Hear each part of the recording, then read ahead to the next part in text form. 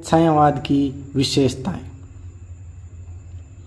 तो पहली विशेषता है छायावाद की आत्मिक भावों की अभिव्यक्ति। आधुनिक युग में स्त्री पुरुष की जागरूकता के साथ साथ शिक्षा का भी प्रचार प्रसार होने लगा।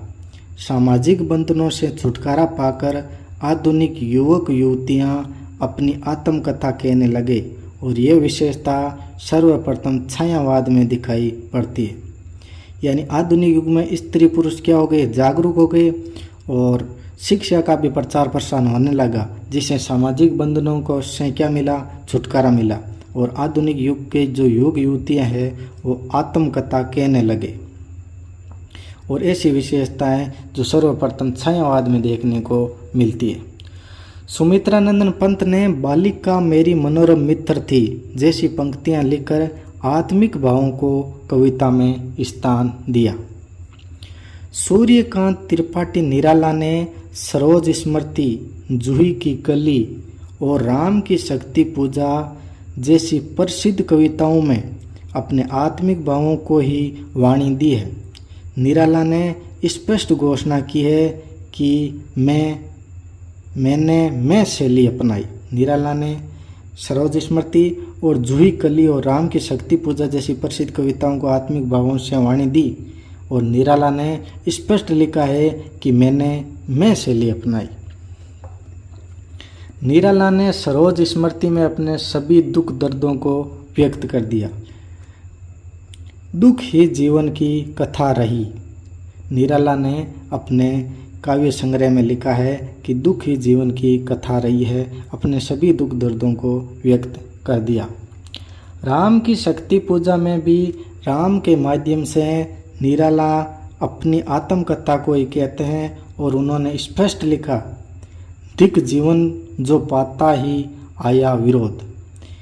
दिक जीवन जो पाता ही आया विरोध, यानी जीवन का धिक्कार कहा गया है। निराला इस कविता में सीता के उद्धार के साथ साथ अपनी पति के उद्धार की भी बात करते हैं। सरोज स्मृति में पुष्प सेज तेरी स्वयं रची जैसी पंक्तियों को कहकर निराला ने अपने सभी दुख दर्दों को कविता में निसंकोच कह दिया। महादेवी वर्मा ने वेदना के माध्यम से स्वयं और संपूर्ण स्त्री जाति की आत्मकथा को कह डाला। कवयित्री के शब्दों में ही लिखा है कि जीवन समाधि सा हो गया। महादेवी वर्मा ने वेदना के माध्यम से जो संपूर्ण स्त्री जाति है, जो संपूर्ण महिला हैं, उनकी आत्मकथा को कह डाला और लिखा कि जीवन समाधि सा हो गया है। महादेवी वर्मा ने मैं नीर भरी दुख की बदली जैसी पंक्तियां आत्मिक भावों को विस्तार देने के लिए पहली बार छायावाद में दिखाई पड़ती है। छायावादी कवि पंत ने भी महादेवी वर्मा और निराला के समान ही अपनी उच्छ्वास कविता में और आंसू में आत्मिक भावों को ही जगह दी है। जयशंकर प्रसाद ने भी अपने वीर्य गीत आंसू में, जो 1915 में प्रकाशित हुआ, आत्मिक भावों और वीर्य वेदना को ही कहा है। आंसू में इन्होंने अपनी वेदना के साथ साथ विश्व वेदना से जोड़कर देखा है। जयशंकर प्रसाद ने अपनी आत्मकथा के बारे में एक जगह लिखा भी है, तुम सुनकर सुख पाओगे, देखोगे ये गागर रीति। ये जयशंकर प्रसाद ने स्वयं लिखा है। अगली जो विशेषता है छायावाद की वो है कल्पना। छायावाद कविता में कल्पना को महत्व दिया गया। कविता में कल्पना भावुकता का पर्याय बन गई। छायावाद कविता में कल्पना सार्वभौमिक के संदर्भ में आई। 1920 ईस्वी के आसपास जब सामाजिक, सांस्कृतिक और राष्ट्रीय स्वतंत्रता नहीं थी तो कवियों ने काल्पनिक स्वतंत्रता का कवियों में या कविताओं में उल्लेख किया।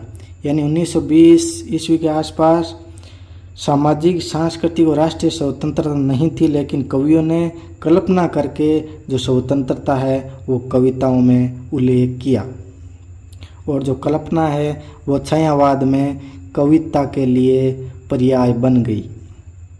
जयशंकर प्रसाद ने आंसू काव्य में कल्पना के माध्यम से विश्व वेदना को कह डाला, और कवियों ने मानसिक स्वतंत्रता कल्पना के माध्यम से ही हासिल की।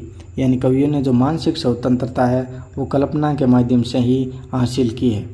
जयशंकर प्रसाद ने हिमालय को विश्व कल्पना की संज्ञा दी, और निराला ने कल्पना कानन की रानी कहकर कल्पना को अपने काव्य में विशेष स्थान दिया। सुमित्रानंदन पंत त्रिभुवन की कल्पना को महान कहते हैं, और कल्पना को कल्पना विहल बाल कहकर उसे स्वच्छंद स्थान दिया। यानी जो भी छायावादी कवि है वो कल्पना को मुख्य रूप से देकर या स्वतंत्रता आदि की कल्पना करके कविताएं लिखते थे। छायावादी कवियों ने कल्पना को सुखदान कहा है, यथा उन्होंने कहा है, हे कल्पना सुखदान, तुम मनुज जीवन प्राण, तुम विशद व्योम समान। अगली जो विशेषता देखते हैं वो है नारी। तो छायावाद की अगली विशेषता नारी है। भारतेंदु युग में बाला बोधिनी पत्रिका के माध्यम से स्त्री समस्या को तो उठाया गया, लेकिन सम्मान और प्रेरणा शक्ति के रूप में भारतेंदु युग में नारी का उल्लेख नहीं मिलता। यानी बाला बोधिनी पत्रिका में स्त्री समस्या को तो उठाया गया, लेकिन सम्मान और प्रेरणा शक्ति के रूप में नारी का उल्लेख नहीं मिलता है।